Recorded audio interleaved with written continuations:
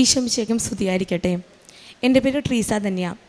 ഞാൻ Maruvakkad little flower ചർച്ചിൽ നിന്നാണ് വരുന്നത്. എനിക്ക് ഇപ്പം ഞാൻ 2018 ജാനുവരി 15-ാം തീയതിയാണ് ഉടമ്പടി എടുക്കുന്നത്. ഇതിപ്പോൾ 10ാമത്തെ പുതുക്കലായി.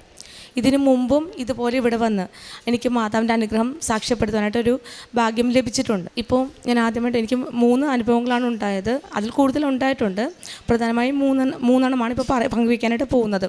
ആദ്യത്തേത് എൻ്റെ ഇളയ മോൾക്ക് 3 വർഷമായിട്ട് കൈയുടെ ഈ വിരലിൻ്റെ ഈ ഭാഗത്തായിട്ട് ഒരു അരിമ്പാറ ഉണ്ടായിരുന്നു. സാധാരണഗതിയിൽ ചെറുതൊക്കെ ആയിരിക്കും ഒരു അരിമ്പാറ, ഇത് കുറച്ച് വലിപ്പമുള്ളതായിരുന്നു. 3 വർഷത്തോളം ട്രീറ്റ്മെൻറ്റ് ചെയ്തു. 2.5 വർഷം അലോപ്പതിയിലായിരുന്നു. ഓയിൻമെൻറ്റുകൾ മാറി മാറി പുരട്ടി.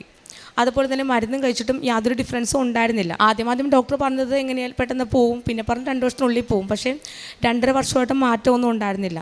അപ്പോൾ അതുകൊണ്ട് തന്നെ പിന്നെ ആയുർവേദത്തിൽ കൊണ്ടേ കാണിച്ചു. ആയുർവേദത്തിലാണെങ്കിലും ഡോക്ടർ പറഞ്ഞത് ഒറ്റ ദിവസം മരുന്ന് ചെയ്യുമ്പോൾ തന്നെ പോകുമെന്നാണ്. പക്ഷേ 1 മാസം കാണിച്ചിട്ടും യാതൊരു ഡിഫറൻസും ഉണ്ടായിരുന്നില്ല. പിന്നെ ഇങ്ങനെ പലരും പല കാര്യങ്ങളും പറഞ്ഞതൊക്കെ ചെയ്ത് നോക്കിയിട്ടൊക്കെ ഒരു ഡിഫറൻസും ഉണ്ടായിരുന്നില്ല. അവസാനമായിട്ട് ഹോമിയോയിലും കാണിച്ചിട്ടും ഒരു ഡിഫറൻസും വന്നില്ല. അപ്പോൾ ഞാനാണെങ്കിൽ ഉടമ്പടി എടുത്ത ആളാണ്. അപ്പോൾ ഞാനിങ്ങനെ ഒരു തരത്തിലും ഒരു മാറ്റവും മോൾക്കില്ല. അങ്ങനെ ഞാനൊരു ദിവസം ഇങ്ങനെ മാതാവിനോട് കണ്ണീരോട് പ്രാർത്ഥിച്ചു, മാതാവേ ഇനി എനിക്ക് മാതാവ് മാത്രമേ അഭയമുള്ളൂ. അങ്ങനെ 3 ദിവസം അടുപ്പിച്ചിട്ട് വിശ്വാസ പ്രമാണം ചൊല്ലി ഉടമ്പടി തൈലം മോളുടെ ആ ഭാഗത്ത് പുരട്ടി. 3ൻ്റെ അകത്ത് ഒരു വിറക് കൊള്ളി പോലത്തെ ഒരു സാധനം കൈ നിങ്ങൾ ഊർന്നു പോകുന്നു. പിന്നെ ആ ഭാഗത്ത് ഇതുവരെ ഒന്നും വന്നിട്ടില്ല.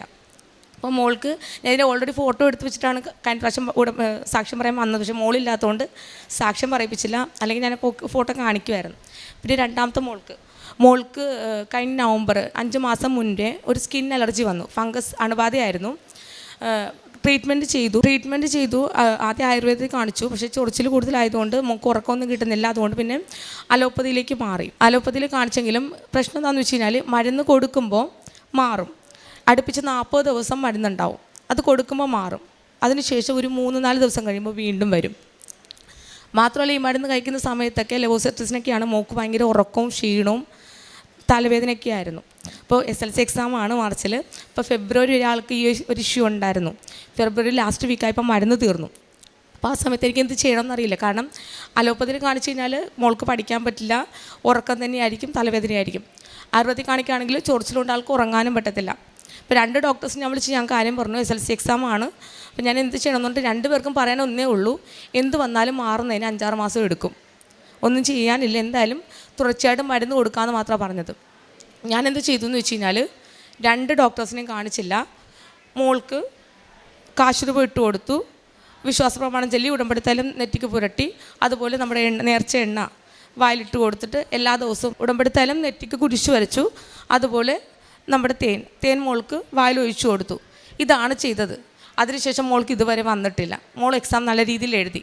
മാത്രമല്ല എല്ലാ ദിവസവും രാവിലെ മാതാവിനോട് പ്രാർത്ഥിച്ചിട്ട് കുരിശു വരച്ചിട്ട് ഇയാൾക്ക് എക്സാമിന് പഠിക്കും നന്നായിട്ട്, പക്ഷേ മാർക്ക് അത്രയും സ്കോർ ചെയ്യാൻ പറ്റുന്നില്ല. ഇത്ര ഓർമ്മക്കുറവുള്ള ആളാണ്. എക്സാം എന്തെഴുതി വന്നാലും അമ്മ എനിക്ക് എഴുതാൻ പറ്റിയില്ല എന്ന് പറയുന്ന കുട്ടിയാണ്. പക്ഷേ ഈ ഒരു SLC എക്സാമിന് എല്ലാ ദിവസവും മോൾ പ്രാർത്ഥിച്ച്, അതുപോലെ നമ്മുടെ ഉടമ്പടി നമ്മുടെ പത്രമായിട്ടാണ് മോൾ പോകുന്നത് എക്സാമിന്.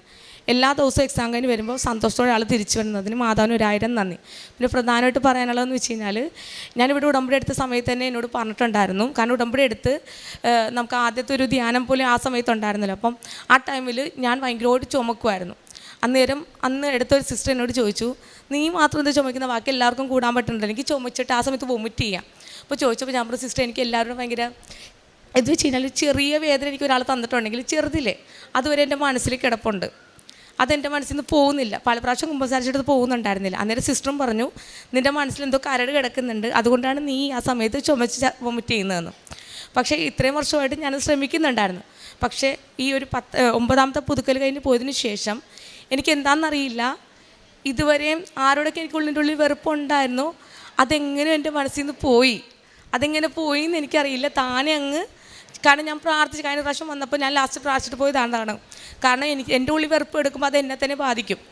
അപ്പോൾ അതുകൊണ്ട് തന്നെ എങ്ങനെയും അത് മാറ്റിത്തരണമെന്ന് പറഞ്ഞ് പ്രാർത്ഥിച്ചാൽ പോയത്. എൻ്റെ മാതാവിൻ്റെ സഹായം കൊണ്ട് ആ ഒരു ക്ഷമിക്കാനുള്ള കൃപ എനിക്കിപ്പോൾ കിട്ടി. ഇപ്പോൾ ആരെങ്കിലും എന്തെങ്കിലും പറഞ്ഞു കഴിഞ്ഞാൽ ആ സമയത്ത് കുറച്ച് നേരം നമുക്ക് ആ ദേഷ്യമുണ്ട്. പക്ഷേ പതുക്കെ കുറച്ച് നേരം കഴിയുമ്പം അവരുടെ ഭാഗത്തു നിന്ന് ചിന്തിക്കാനുള്ളൊരു കഴിവ് മാതാവ് എനിക്ക് തന്നു. അപ്പോൾ ഇത്രയും നാൾ മാതാവ് ഇന്നും തന്നുകൊണ്ടിരിക്കുന്ന എല്ലാ കൃപകൾക്കും മാതാവിന് ഒത്തിരി നന്ദിയോടെ യേശുവേ നന്ദി. കുടുംബ പ്രാർത്ഥന ഞങ്ങൾ ചെല്ലാറുണ്ട്, അതുപോലെ തന്നെ കുർബാന കൂടാറുണ്ട്. പിന്നെ കാരുണ്യ പ്രവർത്തികൾ എന്ന് പറയുമ്പം എനിക്ക് സങ്കടമുള്ളൊരു കാര്യം എന്ന് വെച്ച് കഴിഞ്ഞാൽ, ഞാൻ വർഷങ്ങളായിട്ട് കാണുന്ന ഒരു ഇതെന്ന് വെച്ച് കഴിഞ്ഞാൽ, മിക്കവരും നമ്മുടെ കൃപാസനം പത്രം കൊണ്ട് ഏതെങ്കിലും പള്ളിയിൽ കൊണ്ടുപോയിടും, അതെങ്കിലും ഏതെങ്കിലും ഹോസ്പിറ്റലിൻ്റെ സൈഡിൽ കൊണ്ടേക്ക് ഇടും. ഈ ആളുകൾ പൊതിയാനും അല്ലെങ്കിൽ താഴ്ത്തിട്ട് വലിക്കുകയൊക്കെ ചെയ്യുന്നത്. അപ്പോൾ ഞാൻ അതുകൊണ്ട് ഇങ്ങനെ ഒരു സ്ഥലത്തും കൊണ്ട് വെക്കാറില്ല. പിന്നെ പൊതുവേ കിട്ടുന്നവർക്ക് തന്നെ വീണ്ടും കൊണ്ടേ കൊടുക്കും. ഇപ്പോൾ ഞങ്ങളുടെ അവിടേക്കെല്ലാം ക്രിസ്ത്യൻസുള്ള ഏരിയ, അപ്പോൾ അവിടെ കിട്ടുന്നവർക്ക് തന്നെ 2-3 പത്രം എടുത്തിട്ട് കൊണ്ടുവന്ന് കൊടുക്കുന്നത്. ഞാൻ ചെയ്യുന്നത് എങ്ങനെയാണെന്ന് വെച്ച് കഴിഞ്ഞാൽ, നമ്മുടെ ക്രിസ്തുവിനെ പറ്റി അറിയാത്ത ആളുകളിൽ എത്തിക്കാൻ വേണ്ടി ശ്രമിക്കുന്നത്. അപ്പോൾ അതുകൊണ്ട് തന്നെ അങ്ങനെയുള്ള ഭാഗങ്ങളാണ് ഞാൻ പൊതുവേ കൊണ്ട് കൊടുക്കാറ്. പിന്നെ കാരുണ്യ പ്രവർത്തികൾ എന്ന് പറയുമ്പോഴത്തേക്കും ഞാൻ സാമ്പത്തികമായിട്ട് ആരെയും സഹായിക്കാനുള്ളൊരു ഹെൽപ്പ് എനിക്കില്ല. പക്ഷേ ഇപ്പോൾ ഒരു രോഗാവസ്ഥയിലുള്ള ഒരാളാണെങ്കിൽ ആശ്വസിപ്പിക്കുക, അവർക്ക് വേണ്ടി പ്രാർത്ഥിക്കുക, അങ്ങനെയുള്ള കാര്യങ്ങളൊക്കെ ചെയ്യാറുണ്ട്. സങ്കീർത്തനങ്ങൾ 18:6 കഷ്ടതയിൽ ഞാൻ കർത്താവിനെ വിളിച്ചപേക്ഷിച്ചു, എൻ്റെ ദൈവത്തോട് ഞാൻ സഹായത്തിനായി നിലവിളിച്ചു. അവിടുന്ന് തൻ്റെ ആലയത്തിൽ നിന്ന് എൻ്റെ അപേക്ഷ കേട്ടു, എൻ്റെ നിലവിളി അവിടുത്തെ കാതുകളിലെത്തി. ട്രിസ ധന്യ എന്ന ഈ സഹോദരി തൻ്റെ 2 മക്കളുടെ രോഗാവസ്ഥയിൽ അവരുടെ സൗഖ്യത്തിനു വേണ്ടി പ്രത്യേകമായിട്ട് ഉടമ്പടി പ്രകാരം പ്രാർത്ഥിച്ചതിൻ്റെ സാക്ഷ്യമാണ് അൾത്താരയിൽ പങ്കുവെച്ചത്. ആദ്യം മകൾ പങ്കുവെച്ചത് മകളുടെ കുഞ്ഞിൻ്റെ അരിമ്പാറയുടെ അസുഖമാണ്. മരുന്ന് കഴിച്ച് പല ഡോക്ടർമാരെ കാണിച്ചിട്ട് യാതൊരു പ്രയോജനവുമില്ലാതെ തുടർന്നിരുന്ന ആ വിഷയം, അത് അമ്മ മാതാവിൻ്റെ ഉടമ്പടി തൈലം 3 ദിവസം പൂശി പ്രാർത്ഥിച്ചതിന് ശേഷം പൂർണ്ണമായിട്ടും അത് അവിടുന്ന് അടർന്നു പോരുകയും പിന്നീട് യാതൊരു ക്ലേശവും മകൾ അനുഭവിക്കേണ്ടി വന്നില്ല എന്നതാണ്. രണ്ടാമത്തത് അടുത്ത മകളുടെ 10ാം ക്ലാസ്സിൽ പഠിക്കുന്ന മകളുടെ അലർജിയുടെ അസുഖമാണ്. അതും ഇതുപോലെ തന്നെ മരുന്നുകൾ മാറിക്കഴിച്ചിട്ട് യാതൊരു പ്രയോജനവുമില്ലാതെ കുഞ്ഞിന് കിടന്ന് ഉറങ്ങുവാനോ പഠിക്കുവാനോ ഒന്നും പറ്റാത്ത വിധത്തിൽ ഏറെ അസ്വസ്ഥമായി പോയിരുന്ന നാളുകളിൽ ഉടമ്പടി തൈലം പൂശി പ്രാർത്ഥിക്കുകയും ഉടമ്പടി തേൻ ഉള്ളിൽ കഴിക്കുവാനായി കുഞ്ഞിന് കൊടുത്തതിലൂടെ പൂർണ്ണമായി അതിൽ നിന്ന് കുഞ്ഞ് വിമുക്തയാവുകയും ഉടമ്പടി കാശുരൂപം ധരിച്ചുകൊണ്ട് SSLC പരീക്ഷ എഴുതുവാൻ പോയതിലൂടെ വളരെ നന്നായി ആദികളൊന്നും കൂടാതെ പരീക്ഷ എഴുതുവാൻ മകൾക്ക് സാധിച്ചതിനെയുമാണ് സാക്ഷ്യപ്പെടുത്തിയത്. ഉടമ്പടി ജീവിതം ആത്യന്തികമായി നമ്മുടെ വ്യക്തി ജീവിതത്തെ തന്നെയാണ് രൂപപ്പെടുത്തുന്നത്. നമ്മുടെ മനോഭാവങ്ങളെ, പെരുമാറ്റങ്ങളെ, മറ്റുള്ളവരുമായി നമുക്കുള്ള ഇടപെടലുകളെ, അതിനെയൊക്കെ ശുദ്ധീകരിക്കുക എന്നത് ഉടമ്പടി ജീവിതത്തിൻ്റെ ഏറ്റവും പ്രധാനപ്പെട്ട ഒരു തലമാണ്. മകളതാണ് പങ്കുവച്ചത്. എല്ലാവരോടും ദേഷ്യം, ക്ഷമിക്കുവാനാവാത്ത അവസ്ഥ, പലപ്പോഴും ഒരാൾ വേദനിപ്പിച്ചാൽ അത് ഉള്ളിൽ കൊണ്ടു നടക്കുന്ന രീതി, അതൊക്കെ ഉണ്ടായിരുന്നു. ഉടമ്പടിയിലൂടെ അത് മുഴുവനും മാറുന്നതിന്, ക്ഷമ കൊടുക്കുന്നതിന്, ദൈവസ്നേഹത്താൽ ജീവിതത്തെ നയിക്കുന്നതിന് ഉള്ള കൃപ കിട്ടിയതിനെയാണ് മകൾ പങ്കുവയ്ക്കുന്നത്. ആദ്യം വരുമ്പോൾ ഈ വെറുപ്പ്, വിദ്വേഷം, ക്ഷമിക്കാനാവാത്ത അവസ്ഥകളൊക്കെ ഉള്ളിൽ തിങ്ങി നിറഞ്ഞതുകൊണ്ട് ആ ഉടമ്പടി ക്ലാസ് പോലും മുഴുവൻ സമയവും ചുമച്ചുകൊണ്ടാണ് ഞാൻ പങ്കെടുത്തത്. ഇപ്പോൾ ആ ചുമ പോലും അതുപോലും എനിക്ക് മാറിപ്പോവുകയും എനിക്കിന്ന് മറ്റുള്ളവർക്ക് വേണ്ടി നന്മ ചെയ്യുവാനും മറ്റുള്ളവർ വേദനിപ്പിച്ചാലും അവരെ തിരികെ വേദനിപ്പിക്കാതെ പെരുമാറുവാനും എൻ്റെ അമ്മ മാതാവിൻ്റെ ഉടമ്പടിയിലൂടെ എന്നെ സഹായിക്കുന്നു. എനിക്കതിലുള്ള ആത്മധൈര്യം കിട്ടി എന്ന് മകൾ സാക്ഷ്യപ്പെടുത്തുകയാണ്. പ്രിയമുള്ളവരെ, നാം ഉടമ്പടിയിലേക്ക് ജീവിക്കുന്നു എന്നതിൻ്റെ അർത്ഥം നമ്മൾ നിത്യതയെ ലക്ഷ്യം വെച്ചുകൊണ്ട് ഈ ലോകത്തിൻ്റെ ചെറിയ ചെറിയ വിഷയങ്ങളെ വിട്ടുകളയുവാൻ, ദൈവനാമത്തെ പ്രതി അത് ഉപേക്ഷിക്കുവാൻ, സഹിക്കുവാൻ തയ്യാറായിക്കൊണ്ട് ജീവിതത്തെ കൂടുതൽ ശുദ്ധതയോടുകൂടി മുന്നോട്ട് നയിക്കുന്നവരായി നാം മാറുന്നു എന്ന് തന്നെയാണ്. ദൈവനാമം മഹത്വപ്പെടണം. നമ്മുടെ ജീവിതത്തിൻ്റെ ഏതൊരു പ്രതിസന്ധിയിലും ദൈവത്തിൻ്റെ ഹിതം കൊടുത്തുകൊണ്ട്, ദൈവത്തിന് വിഹിതം കൊടുത്തുകൊണ്ട് ആ ജീവിതത്തെ മുന്നോട്ട് കൊണ്ടുപോകുവാനുള്ള ആത്മധൈര്യമുള്ളവരായി നമുക്ക് ജീവിക്കുവാൻ സാധിക്കണം. അപ്പോഴാണ് ഉടമ്പടി നമ്മളിൽ വേരുപാകുന്നു എന്ന് പറയുവാനാവുക.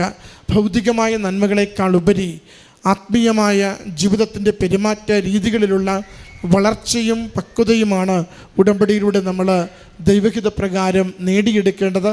അതിൻ്റെ ഒരു സൂചന കൂടിയാണ് മകളുടെ സാക്ഷ്യത്തിലൂടെ പങ്കുവയ്ക്കപ്പെട്ടത്.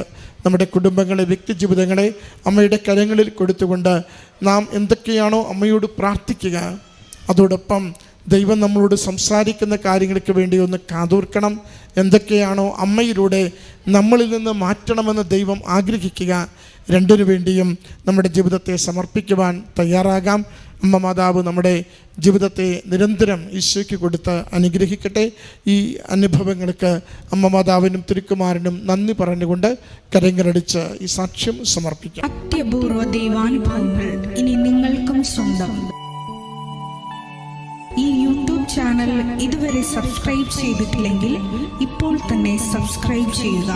ഈ വീഡിയോ ഇപ്പോൾ തന്നെ നിങ്ങളുടെ സുഹൃത്തുക്കൾക്ക് ഷെയർ ചെയ്തുകൊണ്ട് കർത്താവിൻ്റെ പ്രേക്ഷിതരാകുക.